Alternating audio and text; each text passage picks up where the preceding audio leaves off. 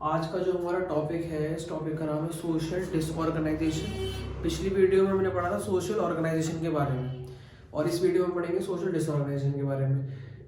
काफ़ी रिक्वेस्ट आ रही थी इस टॉपिक के ऊपर वीडियो बनाने के लिए, सोशल डिसऑर्गेनाइजेशन के ऊपर, लेकिन मैं थोड़ा बिजी चल रहा था। जो भी बोल सकते हैं सब झूठ बोलो।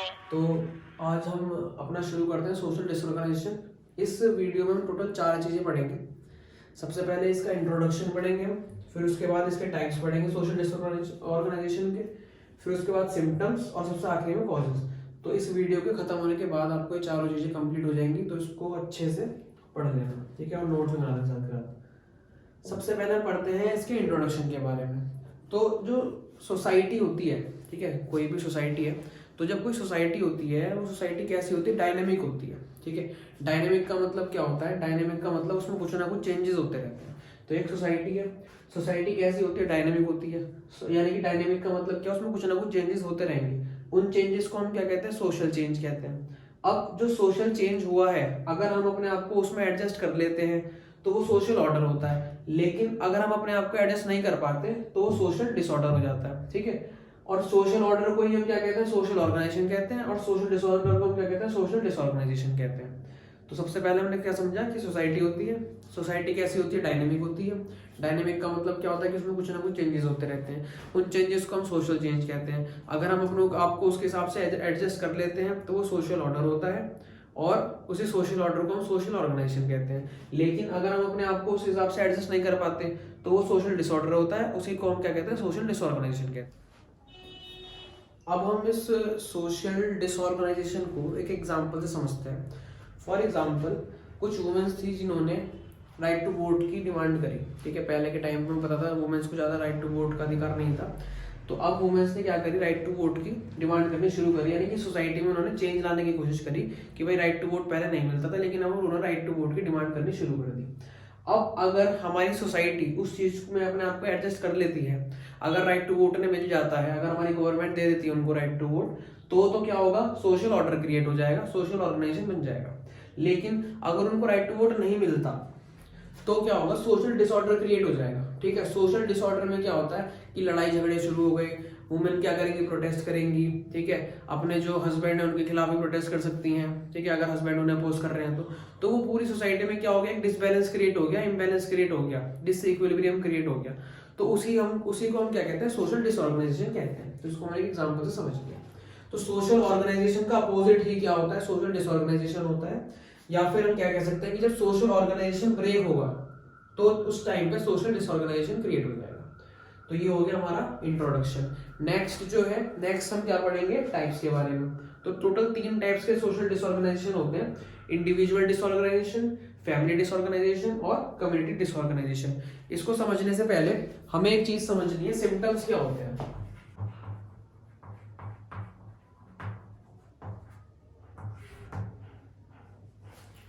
सिम्टम्स क्या होते हैं? सिम्टम्स का मतलब एक एग्जांपल से समझते हैं। जैसे कोरोना है, ठीक है। कोरोना के सिम्टम्स क्या क्या हैं? कोरोना के बहुत सारे सिम्टम्स हैं, जैसे कि क्या होगा? गले में खराश हो जाएगी, खाने का टेस्ट नहीं आएगा, ठीक है, कड़वा कड़वा लगने लगेगा खाना, थोड़ी थोड़ी खांसी होने लगेगी। तो वो सब क्या है? कोरोना के सिम्टम्स हैं।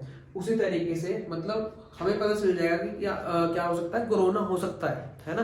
तो उसी तरीके से सोशल डिसऑर्गेनाइजेशन के भी क्या होता है? कुछ सिम्टम्स होते हैं जिनको देख के हमें पता चल जाता है कि भाई इस सोसाइटी में क्या है? सोशल डिसऑर्गेनाइजेशन है। तो सोशल डिसऑर्गेनाइजेशन जो था, एक पहले था कम्युनिटी डिसऑर्गेनाइजेशन। तो कम्युनिटी डिसऑर्गेनाइजेशन का सिम्टम क्या है? पॉवर्टी और करप्शन। यानी कि अगर किसी कम्युनिटी में पॉवर्टी है, गरीबी और करप्शन है, ठीक है, तो इसका मतलब क्या है कि उस कम्युनिटी के अंदर क्या है? डिसऑर्गेनाइजेशन है।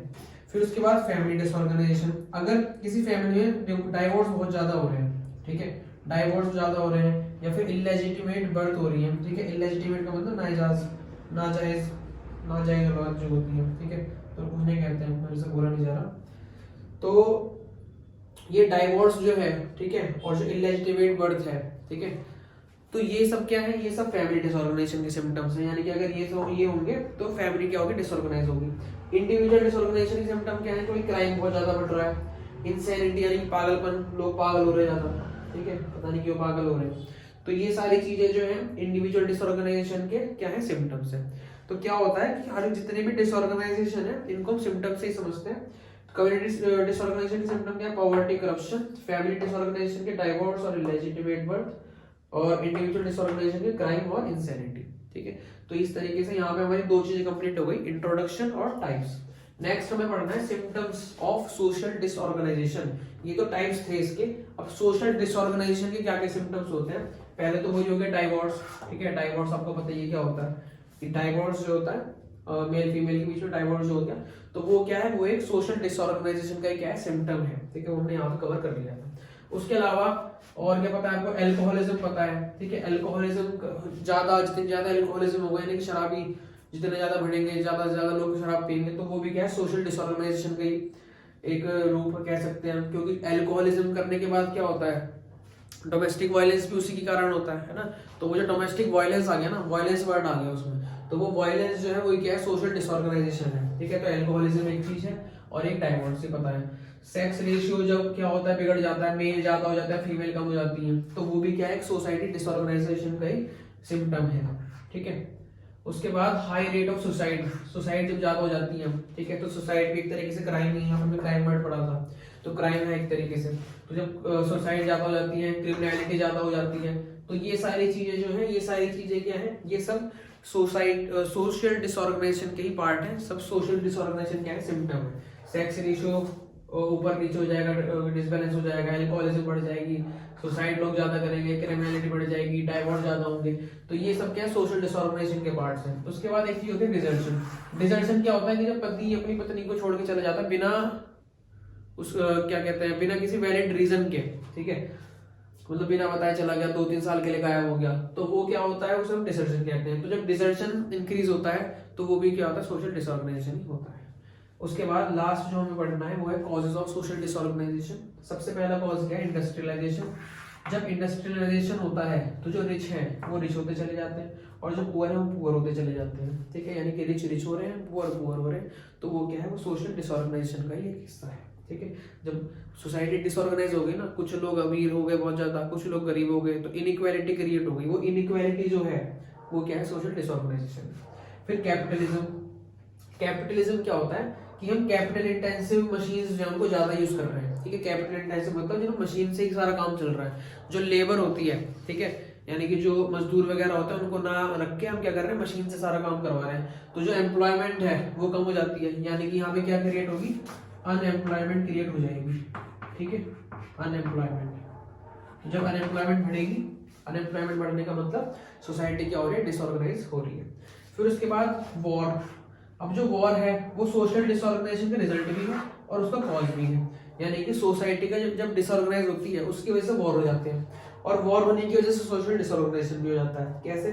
जब वॉर होगा, ठीक है, तो सोशल डिसऑर्गेनाइजेशन कैसे होगा? जो इकोनॉमी है वो डिस्टर्ब हो जाएगी। जब वॉर होगा तो उस पर्टिकुलर कंट्री की जहाँ वॉर चल रहा है और उसके आसपास की जो कंट्रीज हैं उनमें भी जो इकोनॉमी है वो क्या होती है? डिस्टर्ब हो जाती है। ठीक है, इन्फ्लेशन हो जाता है। इन्फ्लेशन मतलब महंगाई ज्यादा हो जाती है। जैसे कि अभी आपको पता होगा यूक्रेन और रशिया का चल रहा है, तो महंगाई बहुत ज्यादा हो गई, तेल के जो दाम थे वो बढ़ गए, तो वो सारी चीजें वो भी क्या होता है? सोशल डिसऑर्गेनाइजेशन के अंडर ही आता है।